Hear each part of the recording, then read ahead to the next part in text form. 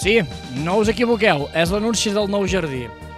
Què hi fa aquest ase? No, jo no, aquest. És que al nou jardí hem inaugurat una nova zona d'animals. Tenim ases, tenim aviram, tenim coloms, tenim perdius, tenim tot això perquè pugueu venir i gaudir d'una diada a l'aire lliure, amb la mainada, disfrutant i gaudint d'un dia. Veniu i descobrireu aquesta nova zona.